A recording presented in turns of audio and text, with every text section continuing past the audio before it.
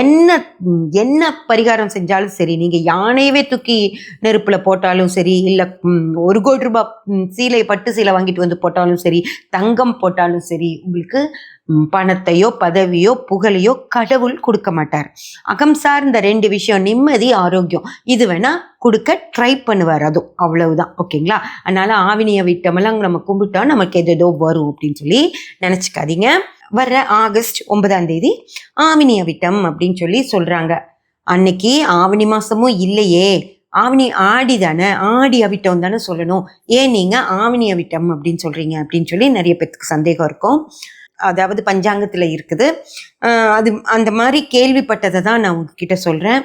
ஆடி மாதம் அமாவாசை முடிஞ்சு வர்ற அவிட்ட நட்சத்திரத்தை ஆவணி அவிட்டம் அப்படின்னு சொல்கிறாங்க.